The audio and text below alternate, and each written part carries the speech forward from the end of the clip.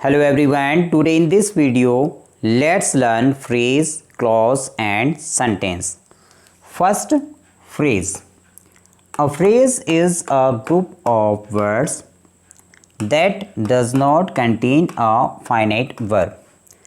Phrase एक words का group होता है और इस ग्रुप में फाइनाइट वर्ब नहीं होती है, लेकिन इस ग्रुप में नॉन फाइनाइट वर्ब हो सकती है। तो फाइनाइट वर्ब ऐसी वर्ब होती है जो अपने सब्जेक्ट के नंबर, पर्सन और उस सेंटेंस के टेंस को चेंज करने पर चेंज हो जाती है, और नॉन फाइनाइट वर्ब चेंज नहीं होती हैं, वो अपनी फॉर्म्स को चेंज नहीं करती हैं। तो एग्जाम्पल से जो है और अच्छी तरह समझते हैं इसको। सॉफ्ट ग्रीन ग्रास, तो यहाँ पर देखिए कोई भी वर्ब नहीं है। प्लेइंग इन द ग्राउंड, यहाँ पर प्लेइंग वर्ब है लेकिन ये फाइनाइट वर्ब नहीं है, ये एक नॉन फाइनाइट वर्ब है। इसी तरह इसमें देखिए इन द डस्टबिन, तो यहाँ पर भी कोई वर्ब नहीं है। तो जो फ्रेज है उसमें वर्ब नहीं होगी, कभी होगी भी तो नॉन फाइनाइट वर्ब होगी, फाइनाइट वर्ब नहीं होती है। अब हम सीखेंगे क्लॉज को। A clause is a group of words that contains a subject and a finite verb. तो क्लॉज जो है वो भी एक वर्ड्स का ग्रुप होता है, लेकिन क्लॉज में एक सब्जेक्ट होता है जिसके बारे में हम बात करते हैं सेंटेंस में, और उसके साथ ही एक फाइनाइट वर्ब भी होती है। तो इसको भी हम एग्जांपल से आप समझेंगे। यहाँ पर देखिए द काउ ईट्स, तो काउ जो है यहाँ पर द काउ, ये जो है हमारा सब्जेक्ट है। ईट यहाँ पर जो है वो वर्ब है और ये एक फाइनाइट वर्ब है। आई सॉ देम, तो आई जो है सब्जेक्ट है, सॉ वर्ब है और देम ऑब्जेक्ट है। He through the paper, he subject है, थ्रू वर्ब है। इफ़ यू वर्क हार्ड, तो यू जो है सब्जेक्ट है, वर्क जो है वर्ब है। तो यहाँ पर जो है ये है clause. Now let's know about sentence. A sentence is a group of words that makes complete meaning.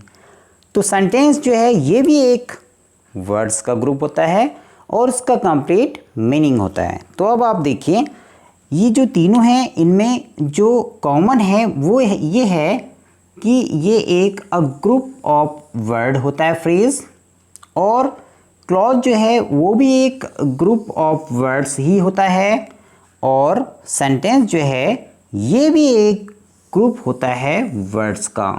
तीनों ही जो हैं वर्ड्स के ग्रुप होते हैं। जो फ्रेज होता है उसका मीनिंग होता है, लेकिन जो है उसका मीनिंग जो है कंप्लीट नहीं होता, और क्लॉज जो है उसका मीनिंग कंप्लीट हो भी सकता है जब वो इंडिपेंडेंट क्लॉज होगा, और जब वो डिपेंडेंट क्लॉज होगा तो उसका मीनिंग कंप्लीट नहीं होगा। लेकिन जो सेंटेंस है वो एक ऐसा ग्रुप है वर्ड्स का जिसका मीनिंग कंप्लीट होता है। तो अब हम जो है सेंटेंस का जो है एग्जाम्पल लिखेंगे। तो अब हम देखेंगे सेंटेंस को हम कैसे बनाते हैं। तो सेंटेंस को बनाने के लिए हम एक क्लॉज लेंगे। जैसे यहाँ से हमने एक क्लॉज ले लिया, आई सॉ देम, तो हमने एक क्लॉज लिया सबसे पहले, आई सॉ देम, तो ये हमने एक क्लॉज लिया। अब हम एक इसके साथ फ्रेज को ऐड कर सकते हैं। अगर हम ऊपर से देखें तो हमने लिखा था playing in the ground, playing in the ground. तो यहाँ पर आप देखिए, आप ये हो गया हमारा एक सेंटेंस जिसमें हमने लिया एक क्लॉज, सब्जेक्ट, वर्ब और ऑब्जेक्ट।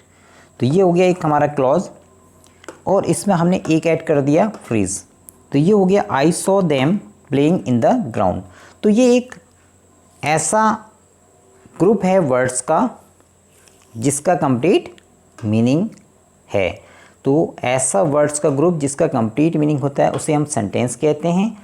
ऐसे ग्रुप को जिसमें एक सब्जेक्ट है और एक वर्ब है। तो यहाँ पर देखिए ये जो है सब्जेक्ट और एक वर्ब, जहाँ पर भी होगा एक फाइनाइट वर्ब और एक सब्जेक्ट, तो उसे हम क्लॉज कहेंगे। और एक ऐसा ग्रुप वर्ड्स का जिसका मीनिंग तो होगा बट कंप्लीट नहीं होगा और उसमें एक फाइनाइट वर्ब नहीं होती है, उसे हम फ्रेज़ कहते हैं।